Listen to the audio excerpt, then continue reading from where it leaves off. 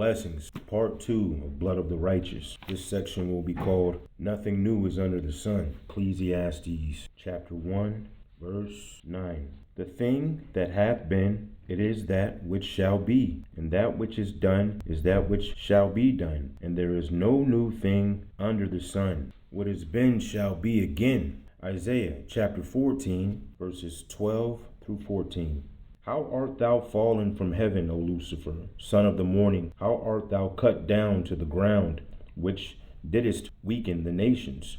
For thou hast said in thine heart, I will ascend into heaven. I will exalt my throne above the stars of God. I will sit also upon the mount of the congregation in the sides of the north. I will ascend above the heights of the clouds. I will be like the Most High. We can consider this a declaration Satan made, upon which he intends to act. When Satan says, I will be like, to be like is to imitate. Let's see Satan copying. Revelation chapter 17, verses 8 and 11. The beast that thou sawest was and is not, and shall ascend out of the bottomless pit, and go into perdition. And they that dwell on the earth shall wonder, whose names were not written in the book of life from the foundation of the world, when they behold the beast that was and is not, and yet is. Verse 11. And the beast that was and is not, even he is the eighth, and is of the seven, and goeth into perdition. Revelation 4:8. Let's see what the beast is trying to copy, trying to be like. And the four beasts had each of them 6 wings about him, and they were full of eyes within, and they rest not day and night, saying, Holy, holy, holy, Lord God Almighty, which was and is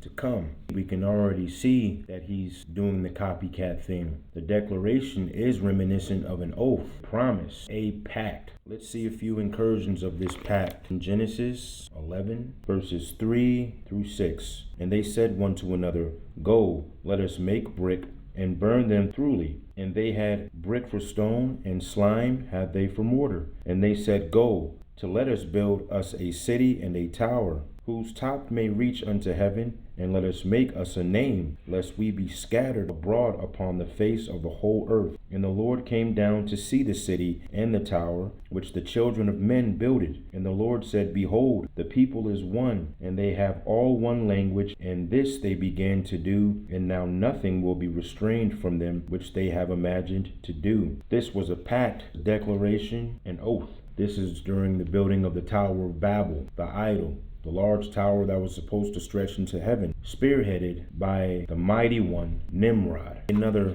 incursion of pacts and oaths. Acts chapter 23, verses 12 and 21. And when it was day, certain of the Jews banded together and bound themselves under a curse, saying that they would neither eat nor drink till they had killed Paul. Verse 21. But do not thou yield unto them, for there lie in wait for him of them more than 40 men, which have bound themselves with an oath that they will neither eat nor drink till they have killed him. And now are they ready, looking for a promise from thee. Now, we will go into the book of Enoch in regards to pacts and oaths, and listen for the similarities. In Enoch chapter 6, verses 3 through 6, and Semyaza, who was their leader, said unto them, I fear ye will not indeed agree to do this deed, and I alone shall have to pay the penalty of a great sin. And they all answered him and said, Let us all swear an oath, and all bind ourselves by mutual implications, not to abandon this plan, but to do this thing. Then swear they all together and bound themselves by mutual implications. This deed that they were getting ready to do was to fulfill the lust of the flesh. These were the fallen angels that took up for themselves wives, as talked about in Genesis 6, and saw that the women were fair. In all 3 examples, the Tower of Babel, Nimrod, who became a mighty man in the earth, wanted to exalt himself as God. Hence why the Tower of Babel was wanting to be stretched into the heavens. The second example were the scribes and Pharisees who wanted to come together, a blood oath pact to kill Paul for spreading the gospel, for teaching the truth of Jesus Christ. In the last one, we see the fallen angels taking an oath, a pact to fulfill the lust of the flesh, What we must understand first in all three occurrences is that there was a gathering, an unholy accord in all three instances where the pact, oath, declaration was made to fulfill the lust of the flesh, whether it was to murder, whether it was to build an idol, whether it was to commit fornication. What we also must understand in all three instances is that there is a high mountain.